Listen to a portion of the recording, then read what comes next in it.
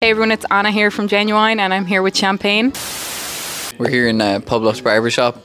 It's pretty lit. Let it be said that this couch was bought off the proceeds of music, so business is booming. So your EP, Millennium Madness, came out late last year. Yes. How does it feel now that the dust has kind of settled? How does it feel sitting with it now? I actually made those tunes, I would say at the beginning of 2025.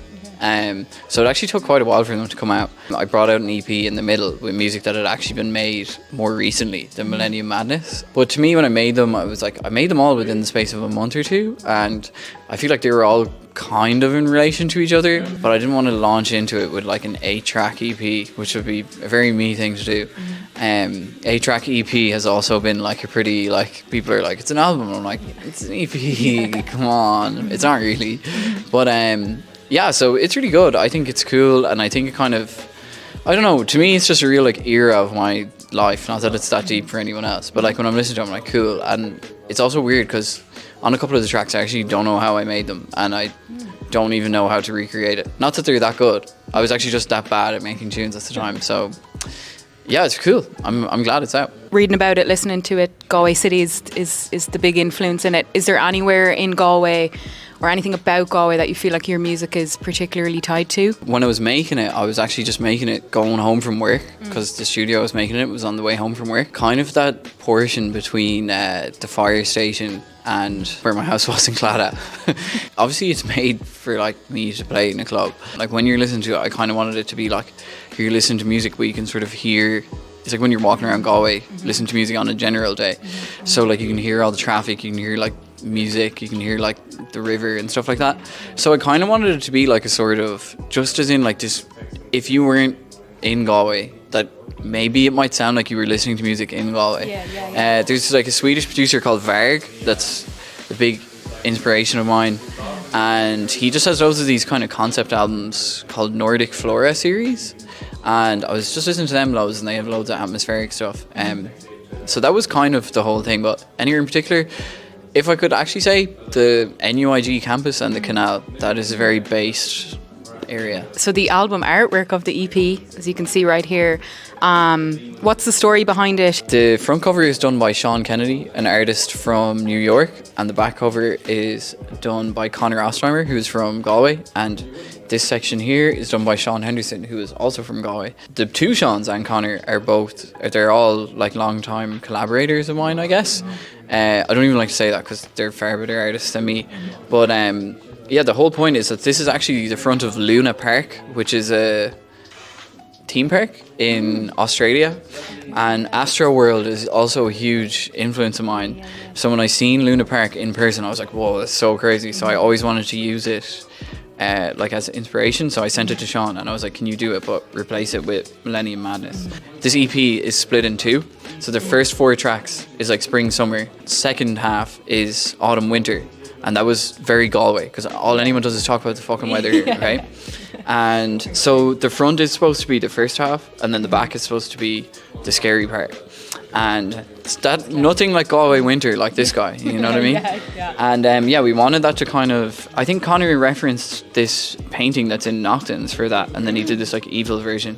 But yeah, I really love it. I hate when things are like A side and B side, and I'm where's the difference though?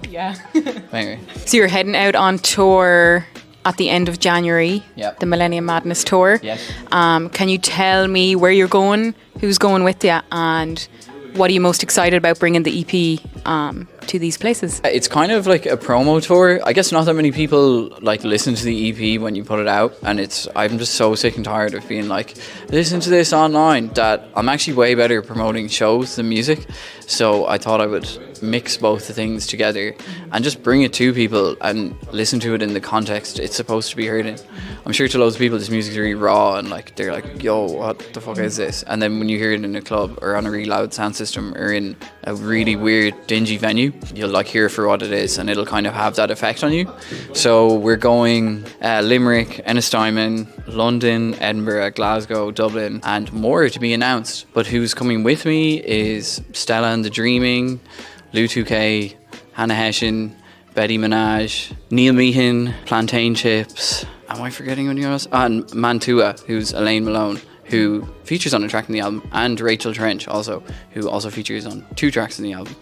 And there's some more to be announced we were discussing, but we're still in the negotiation process. So the ethos of the tour is kind of to bring my style to all these venues. I think I sit in this weird gap between club music and live music. I don't know why, but it's how it's happened. So we wanted to I wanted to address that, I guess, and go to these DIY venues, put all my own money down and kind of bet on myself, I guess. Yeah. Promoters these days suck. So this is kind of my I'm going to do a better job in your city. Is there anyone you'd absolutely love to collab with? I'd love to collab with Olin Monk. They're from Inverin as well. And yeah, we would make sick tracks together. Obviously loads of people say this, but I feel like me and Charlie XCX would make good music. I actually think, okay, for example, the house track that I think I'm gonna die in this. That's got Shampain all over it. The auto-tune, but the gothic thing. I feel like that's my thing. So, yeah, Charlie, if you're watching, stop biting my style. No. But yeah, maybe Charlie XCX. I feel like she'd be good crack. Yeah. I also actually would love to collab with Ian Lynch from Lancome. That'd be serious conversation. Me, Ian, Charlie and Olin. Is there anyone who you're really rinsing their music at the moment that you're really loving, a particular song or particular record? The Dread track by A.G. Cook, that's on the soundtrack of Charlie XCX's new film. It's unbelievable. I can't stop listening to it. So I would have to say that. Do you have a favourite YouTube deep cut? We were talking about Millennium Madness. Sorry, for those of you who don't know, Millennium Madness was like a teenage disco in Galway. We haven't been to. Too young. We're still youthful like that. Yeah. But there's serious videos of it on YouTube because they have fire, pyro and stuff at it. I vaguely remember that, yeah. So mental. But my deep cut would be Monkey, this DJ. I don't know, does she even still DJ? It's Monkey playing Going In For The Kill, the LaRue track, but it's the Scream remix on the main floor in Carbon. It's before my time, but I have witnessed this energy very briefly when I first started going out, and it's so gas. It's just so many fiends in blue shirts and all, and it's just it's an epic tune. It is an epic tune, and it's just it goes into the silent bit and the break comes up. It's the most lush people of all time being yes. So yeah, I think if you look up Carbon nightclub, it comes up. I think that's how I found it. Do you have any favourite movie soundtracks or game soundtracks as well? I'm actually not great for the full movie soundtrack, but I've tracks from movies that I like. Do you know what actually best movie soundtrack? The Irishman. Martin Scorsese always has the best movie soundtracks, and I actually did a rinse show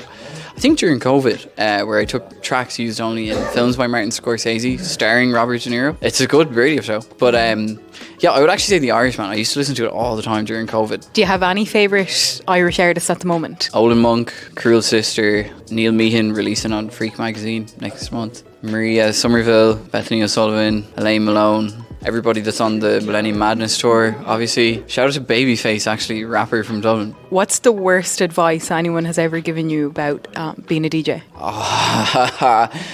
You've actually... The being a DJ part's key. Me and Evan were actually at my friend's 21st. We were at this 21st, and I was maybe my third time DJing, and there was this other guy DJing at it, and he was like, man, if you want to know the best advice for when you're DJing, the microphone is your best friend. But I tell you what, was he wrong? Because the state of techno DJs these days, I swear to God, they all use microphones. So maybe he was right and I was wrong, and I should have taken his advice. Let it be said, I have used the mic sometimes when the gig is especially lit, but it's in a more of a different fashion. I'm Shampain and you're watching Genuine. Put your hands up if you just finished your Madness vibes. Yeah. If your name's Claire and you just turned 15.